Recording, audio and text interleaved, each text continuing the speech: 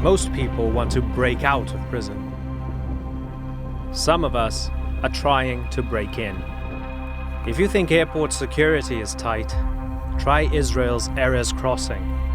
And once you get to the other side, take the walk of shame through a 2-kilometer-long enclosure. The earth looks drier. Even the air feels different. Welcome to the Strip. For locals, you can't check out anytime you like, and you can hardly ever leave. Times are tough. Many don't have the basics. The daily bureaucracy is grinding. The scars of war etched everywhere. People live in constant fear of another one. And depending on who you ask, they're either governed by resistance fighters or terrorists. I'm Imran Garda, and I've come to the place they call the world's largest open-air prison, to meet the guards. Join me as I journey across the Strip to find out what's at the heart of Hamas's leadership. I can swear that we are going to liberate Palestine, whole Palestine. I'll spend time with Hamas. Speak to locals frustrated with a lack of opportunity. Of course the leadership is extremely far away from the people. Visit smuggling tunnels at the Egyptian border with the group's military wing, the Qassam Brigades. Okay, I don't have much time. The Egyptians are yelling. Hamas is okay on this side of the border.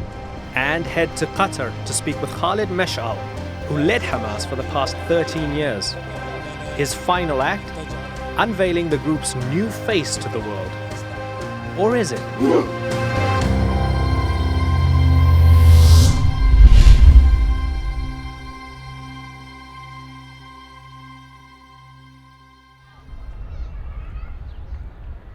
Gaza, a strip that hugs the Mediterranean Sea.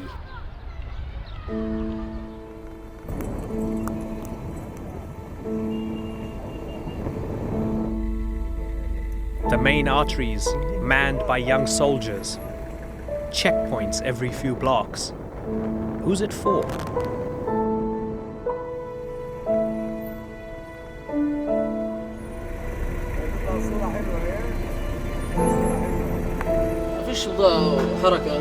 My driver was happy to get some business. And he said to me, Gaza is beautiful if bombs didn't rain down.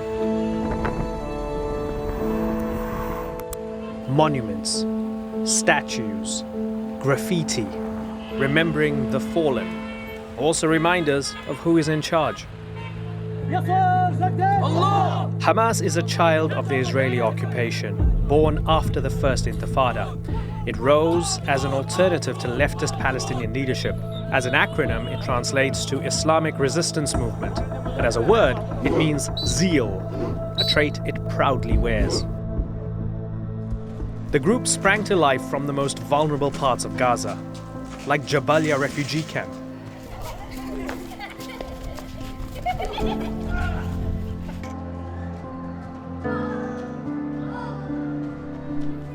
It's tightly packed, densely populated, with a disproportionate number of children.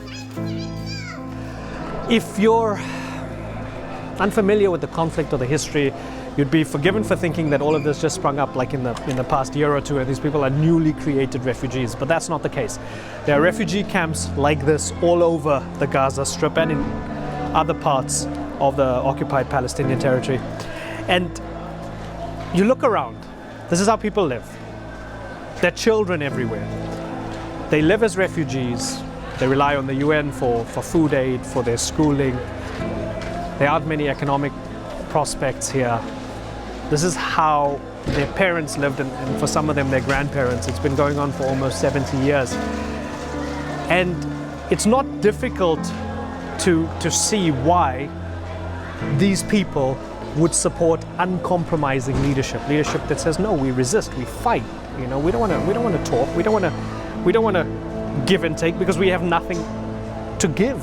هذه الحروب المتتالية تمام Consecutive wars and the lack of involvement by the international community in any way has assured us of their indifference in regards to any issue that involves Israel and the other side, which is the Palestinians. The international community has always stood with the Israeli occupiers.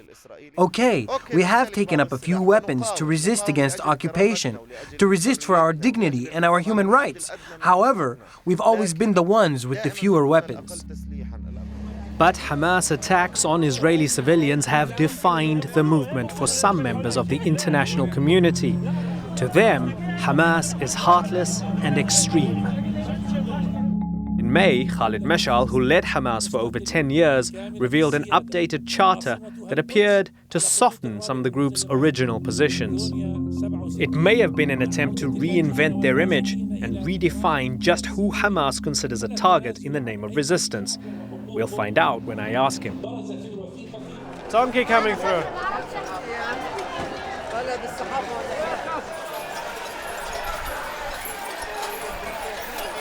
So far, I've told you a lot about strife, war, death. But the Friday Bazaar in Shuja'iyya is bursting with life. And these people are hustling. Underneath the vibrance, Gaza has one of the highest unemployment rates in the world, hovering near 50%. And those who make a living struggle to find customers. مش نافعة والسوق تعبان ولا في بيع ولا في شراء وفيش مصاري بيروح الواحد في الاشي على السوق بيروحوا على البيت زي ما هو. الكهرباء بنشوفها في اليوم 4 ساعات بس. 4 ساعات وفي مناطق بيشوفوش الكهرباء. But I heard 8. I heard it's 8 hours here. مناطق تانية بتيجي 8 أما في مناطق 4 ساعات. What can the authorities do to make it better for you? What can those who are in control do to make it better for you?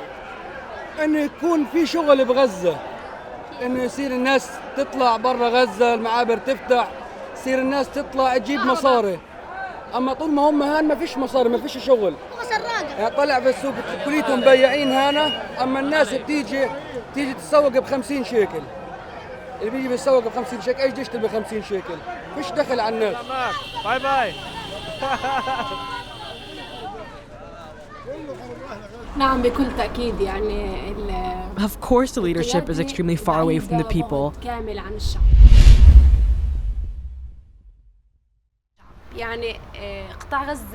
For the past 10 years, the Gaza Strip, whether from the coup or from the Palestinian split, has lived 10 years under injustice and oppression and siege. And the only people enduring this is the people, not the leadership. We have a big number of highly educated people. 98.3% are educated, and many of them are in need for jobs. The open channel was Egypt, and that was opened through the Egyptian era. And after that, when they closed the border, it actually became an overburdening.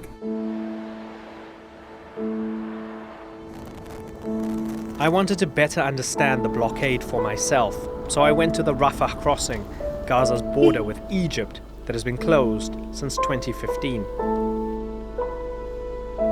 Another reminder of a locked-up people.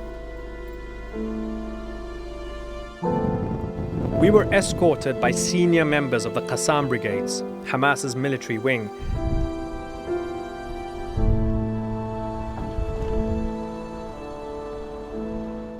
The line between being hosted and censored was thin. Permission to film and permission denied swapped with regularity.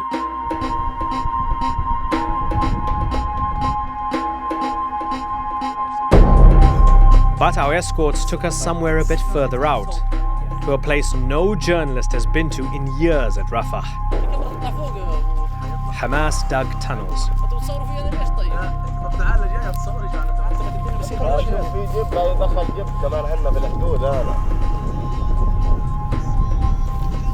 عن طريق اللجنة منسقين. لا، عن طريق مدني. I don't have much time because the Egyptians are yelling on their side. Hamas is okay on this side, but I want to make this quick. It gives me a bit of an opportunity to explain the blockade to you. Now, the Israelis say there's no longer an occupation of Gaza because they pulled out their settlers in 2004. And while that might be true, they still control the airspace, the sea space, and most of the border around the Gaza Strip. They strictly control what goes in and out, and they only let in the very basic goods. I'm looking at Egypt right now. It, over the past few years, has been tremendously strict as well. They keep it shut most of the time. To try and skirt those restrictions, Palestinians relied on a tunnel economy. They built things such as these. Now, anything and everything made it through these things. Sometimes livestock, people, medicine, food, sometimes weapons. And that's one of the reasons why the Egyptians are absolutely ferocious in bulldozing the tunnels on the other side. They flood them from time to time. The Israelis bomb them from time to time. So even that little lifeline to spur the economy and give Gazans what they want has largely been cut off. And as we turned around and headed back to safety, the driver peered out at the desolate streets and told me the glory days of the tunnels are over. Everyone used to be so rich. I am here too sure. I can swear that we are going to liberate Palestine, whole Palestine, in time too much nearer to your imagination. I asked Zahar if it's true that Hamas targets civilians while Israel does not. This is a fabricated story. They reverse the fact. We are fighting against the armed people, and they are destroying houses, towers, and civilian. This house was destroyed 3 times. You've suffered personal loss. Your son's killed. You injured, your wife injured, your daughter injured. As you have suffered personal loss, have you become more or less compromising? Compromising is a misleading name. Do you believe that we are ready to denounce our right in our land, homeland, Palestine? The answer, no. But is compromise exactly what Hamas is doing? Or are they trying to appeal to multiple audiences, a committed base, the international community, and their enemies all at the same time? It was time to visit Meshaal to try to extract some clarity and talk about the new charter. Khaled Meshaal, thank you very much for joining us. So, is Hamas changing? This is a new charter. Welcome to you and the viewers of your respectful channel. Hamas is changing, it is evolving. Like any living organism, it has vitality. And it regenerates, has its own personality, and has a future. This is normal and we are proud of this. What Hamas presented is a document, not a charter. The first charter of Hamas was in 1988. Now we have a document in 2017. This reflects the natural evolution of Hamas political thought and performance. Yes, Hamas is evolving. It is a player. In the political document, it presents a balanced, a creative and authentic model. How to resist and adhere to the rights of people and nationalistic ideals that do not compromise and play games with principles while at the same time remaining open-minded and open to the regional and international environment. Knowing the laws of the conflict, how to manage a conflict, when to advance and when to stay back. Did you see what Netanyahu did with it? He had the document in his hands and he crumpled it up and threw it in the trash. Did you see that? I saw the video. I was very pleased and happy to know that the document's message reached the world, and that is what annoyed Netanyahu. Praise be to Allah. Our resistance is our steadfastness on the ground, and our people's connection to the land bothers the Israeli leadership and disturbs these Israeli killers. What do you most regret when you were leader? I'm not sorry for anything because I didn't do anything except to serve my cause and serve my people.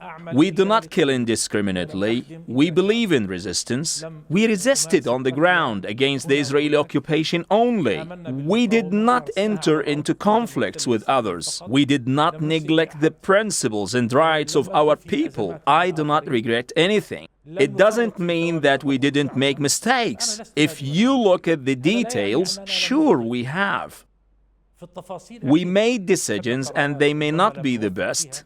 Also in the details, there are successes and failures. A majority of decisions were good and some were bad. But in the general strategies and tactics, I don't think we made any mistakes, and instead, we were successful and offered a unique and productive model by the grace of Allah. What is the main difference between the Hamas of 1988 coming out with a charter in a refugee camp in occupied Palestine and the Hamas of 2017 with their new charter, you call it a document, not a charter, at the Sheraton in Doha, Qatar, with the international press there? What's the main difference between those two Hamases?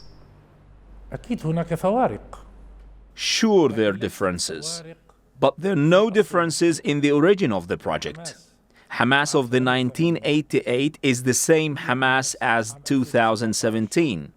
In terms of resistance, commitment to Palestinian rights, its view on national Palestinian project, protecting our national unity and belief in its Arab, Islamic and humanitarian background. These principles haven't changed. We resist the occupier and we are against the settlements. We hold to our land, Jerusalem, and the right to return. We refuse occupation, settlement, aggression. We are concerned for our prisoners that are in the occupier's jail, and we are proud of our martyrs. This is Hamas. It has not changed. But sure, there are differences between Hamas 87, 88, and now. After 30 years, there are differences. The first difference is the time between the moment of birth and the lifespan of Hamas, which is now 30 years old. Just like a human changes from the day it is born until the day it reaches 30 years old. I'm sorry to keep focusing on this charter, but I need to get clarity on something. The core of that document in 1988 seems to suggest that Muslims and Jews fight each other. It also seems to suggest that there'll be no compromise whatsoever on the land, no recognition of the 1967 borders. All of historical Palestine goes back to its historical owners. That's the core of the 88 charter. The core of this document seems to suggest, hey, or more than suggest, 1967, cool, those borders are fine. A Palestinian state, which seems to suggest an implicit recognition of Israel. It doesn't say the words, but it recognizes Israel, and it says we're not fighting Jews, we're fighting Zionists. You can understand that there's a massive difference in the language between the two, which is why those from the outside, people from the outside, us, we look at it and we go, this is a huge departure, this is an abrogation, this is a major change in policy. You can understand that, can't you? The language of the original charter reflects the first moments of Hamas and the environment of the Intifada, the harshness of the occupation, and as you remember, the Israeli bone-breaking approaches. So the expressions in the original charter were emotional responses and didn't contain much political jargon, but it reflected the feelings of the Palestinian nation and its natural emotions while facing the occupation. This new document has the same spirit but is expressed in a more balanced, calm and straightforward way. But truthfully, the question about the war against the occupiers, our philosophy hasn't changed since the beginning. We're not fighting Israelis because of their religion. We fight those who occupy our lands. If a Muslim occupied our land, we will fight them. If it was a Christian, we will fight them. If they are Jewish, we will fight them. The basis for resistance is the occupation, not religious differences, especially in Palestine. The region in general, but Palestine specifically, has a history of religious diversity and coexistence among civilizations with many different religions. This is Palestine, the Holy Land, the blessed land, the land of prophets and messengers, the land of Abrahamic faiths. Naturally, coexistence and forgiveness are a general principle and part of this land, and Hamas is part of this environment and this land. So Hamas already understands this. This is not new to Hamas. So the language in the document, without a doubt, is clearer and more sophisticated and capable of delivering the message to others. The other side is the issue of 1967. This is what it means to develop and move forward, how to deal with the developments over time and how this affects the conflict with the occupier, and Hamas leadership position in the conflict and how Hamas makes political decisions. This is something we do and others do as well. Now, what's the difference between us and others? Others have put forth a political agenda, but drifted away from their core. Their political engagement contradicts their political principles and is far removed from their origins and their national ideals. Hamas is making choices and is trying new things, but remains committed to dealing with the conflict from a strategic point of view that fulfills its natural principles, and this is the authenticity that Hamas has offered. In regard to the admission that you spoke about, in my opinion, it does not require any ambiguous interpretation or any incorrect conclusions. The document is crystal clear. It states clearly a declaration of the illegitimacy of the occupation, our claim to all Palestine, Jerusalem, the right of return, and the resistance. These are clear principles. The language in Article 20 about the 1967 borders was also very clear. This is a project based on establishing a state on the 4th of June 1967 borders, with the capital being Jerusalem. It also includes the right of return granted to those forcibly displaced and refugees to the areas that they were expelled from. This is a national initiative that is shared with others to make our national reconciliation easier so we can work together to resist the occupation, but without compromising our rights and our national principles and without acknowledging Israel. Okay, only one player enforces the occupation. That's Israel. But two players enforce the siege on Gaza. That's Israel and it's Egypt, right? Two countries. And is that the reason why Hamas has to get closer to Egypt in order to break the siege from that side? And is that why we're seeing all the Ikhwan, all the Muslim Brotherhood references being thrown out of this new document in order to make Egypt happy because Hamas needs to get closer to Egypt? Is that what we're seeing here?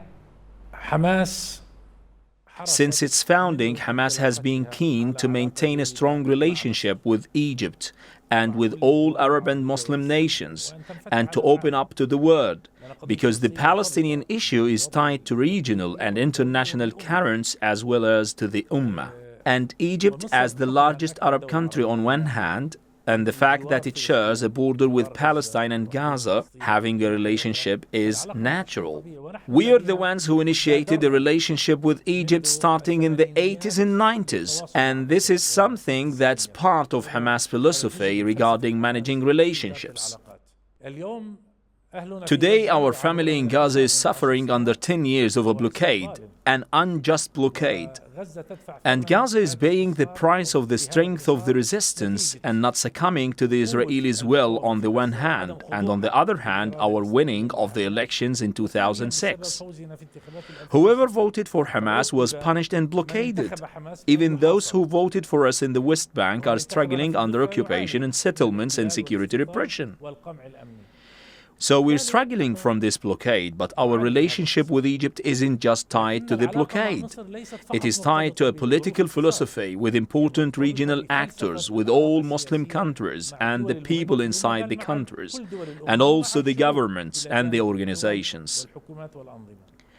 I've no doubt that Egypt is a key player in lifting the siege imposed on Gaza and opening up the border crossing.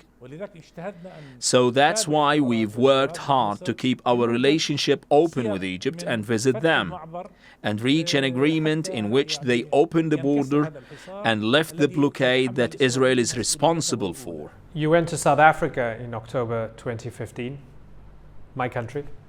You seemed quite happy to be there.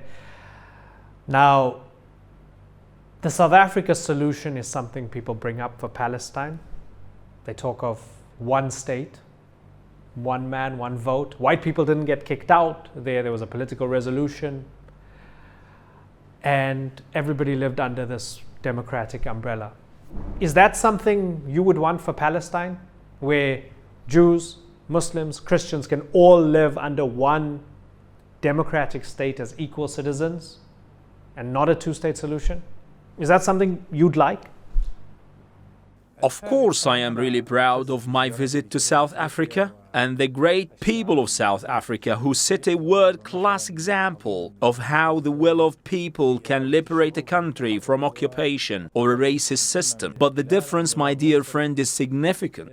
The lesson is in the essence of the issue. What is that essence? You can call it a single-state solution or any other name you want. That is not what was important in South Africa. The important thing was that the situation reached a point when the rights of the native people of South Africa were realized or not. I believe that the leaders of the racist system in South Africa at that historic moment in history, at the end of the 20th century, realized their project had reached a dead end. The international community pulled away any cover that they previously had. For this reason, a solution was attainable. This is not the situation in the Palestinian cause today. Israel does not even believe in any solution, or agreement, or peace. It deceives the world with negotiations. But it does not even take away basic rights of the Palestinians. The evidence? Palestinians have offered many decisions, discussions, and even concessions. And even the Arab did so. But Israel always answers with contempt and rejection. Because Israel firstly feels that it has a military advantage, unfortunately, in the entire region. And then it has an international community that will protect it. It will protect it with vetoes, support it with weapons, with political decisions, with money to its economy. So it does not feel that it needs to succumb to the logic of the moment and acknowledge the rights of the Palestinian people.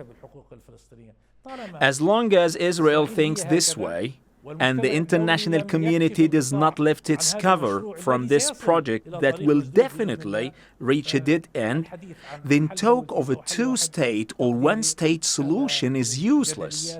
So when we were in Gaza, we went to the Shuja'iyya market on a Friday, and I remember, there was one guy who was talking about the electricity cuts, and I asked about the 8 hours of electricity that people get a day, and he said, 8 hours? Are you crazy? It's 4 hours. And he blamed the Israelis, he blamed the Egyptians, but he also blamed Hamas, and lots of people blamed Hamas as well for the struggle that they have in Gaza. Many people told us they should make life better for us because they are in charge of this place.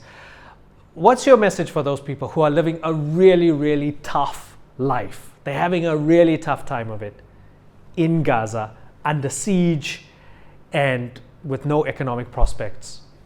What's your message to them?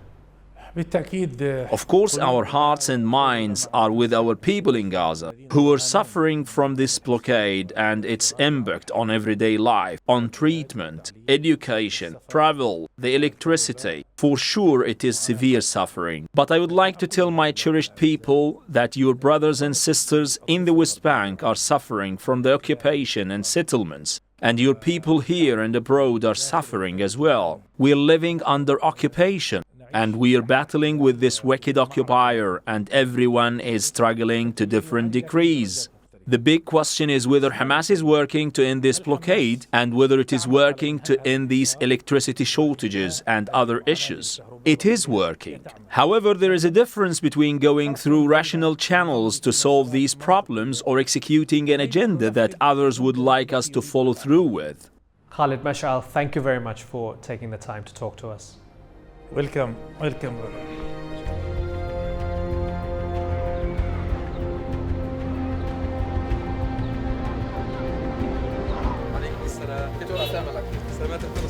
As I watched Meshaal's successor, Ismail Haniyeh, deliver the Friday sermon in a Gaza mosque, I wondered if this was Hamas. Leadership on the ground, among the people, in squeezed and struggling Gaza. Or if Hamas was now an evolved and complex movement of a new charter or document, trading uncompromising ideals for some necessary political pragmatism in the face of Israeli occupation. Something is changing with Hamas, but how much? And will it help bring an end to the suffering of its people and bring about more international support for its cause?